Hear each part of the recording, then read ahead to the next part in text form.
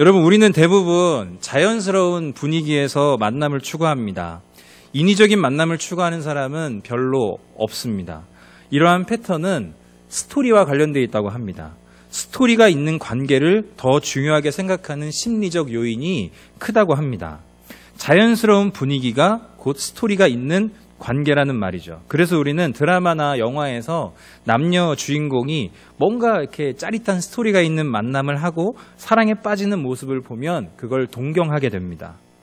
12장으로 된 이 짧은 지혜서인 전도서에서 가장 많이 나오는 단어는 한 글자 때입니다. 때. 다 세어보니까 전부 44번이 언급되었습니다. 모든 일에는 다 때가 있습니다. 이루어질 일을 뒤로 미루어도 일어날 일은 반드시 일어납니다.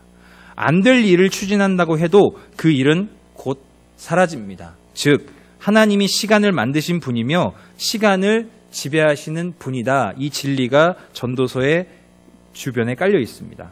하나님께서 세상을 창조하시면서 질서를 세웠듯이 시간과 타이밍에도 때를, 그런 질서를 하나님께서 세우셨다는 것을 전도서는 말하고 있습니다. 시간과 때에 하나님의 숨겨진 질서가 있다는 이 이야기는 허망한 운명론을 이야기하고 있는 게 아닙니다.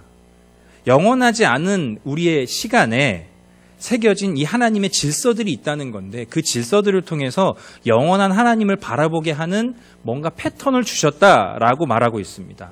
우리가 짧은 인생을 살면서 수많은 때와 타이밍들을 경험하는데, 이를 통해서 우리는 두 가지 결론에 도달하게 된다고 전도서가 말하고 있습니다.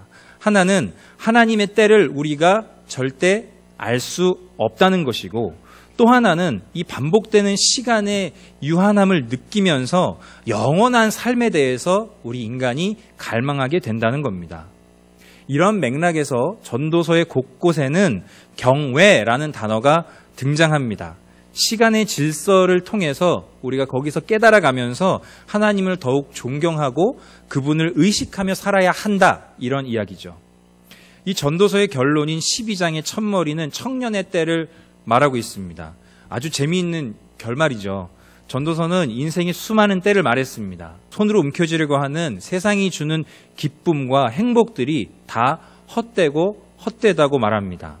그러니 너무 욕심부리지 말고 자기에게 주신 것들이, 하나님 주신 것들이 무엇들인지 깨닫고 그것들이 하나님께로부터 왔음을 감사하고 누리면서 살라고 우리에게 가르쳐 줍니다. 이런 탁월한 지혜들을 다 말해놓고 전도서의 결론은 다시 청년의 때를 이야기합니다. 좀 재미있죠.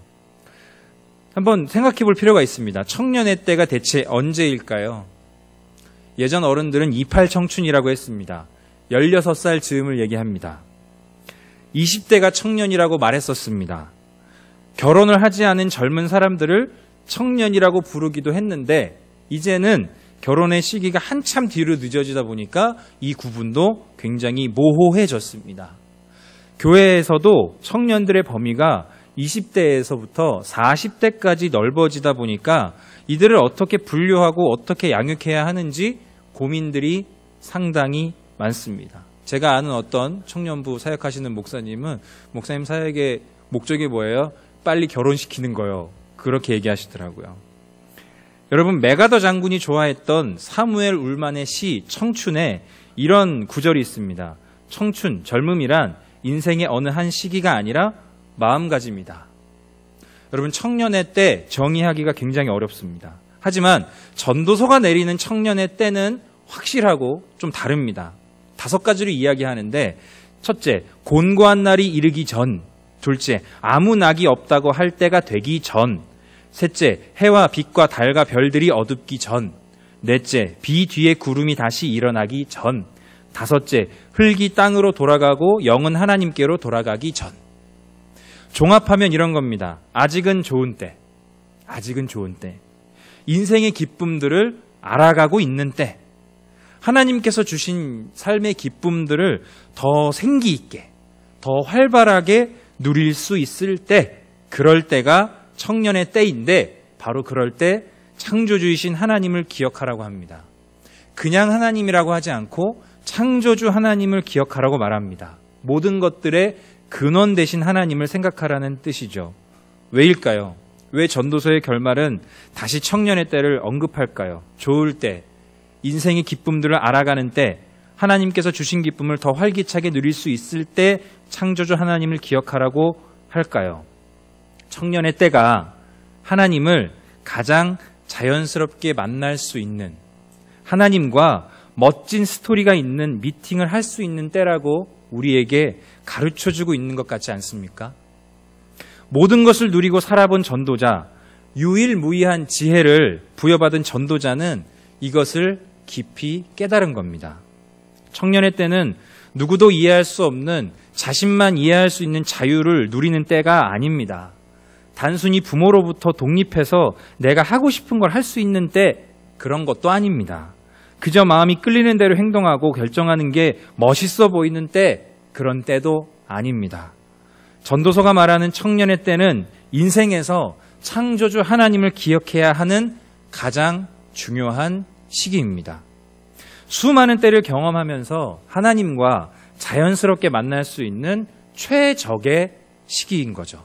그래서 공고한 날이 왔을 때, 모든 일의 기쁨이 다 사라졌을 때, 그 때를 버틸 수 있게 해주는 시기가 바로 청년의 때입니다. 하나님과 자연스럽게 만난 스토리들을 우리 가슴에 새겨둘 수 있는 시기, 그때가 지금 여러분 청년의 시기입니다. 질문합니다. 청년의 때를 여러분은 어떻게 보내고 계십니까? 청년의 때는 하나님을 가장 자연스럽게 만날 수 있는 단 하나의 시기입니다. 부디 이 귀중한 시기를 헛된 자유를 찾다가 허비하지 말기를 권면합니다. 청년의 때가 지났다고 생각하시는 분들에게도 묻고 싶습니다.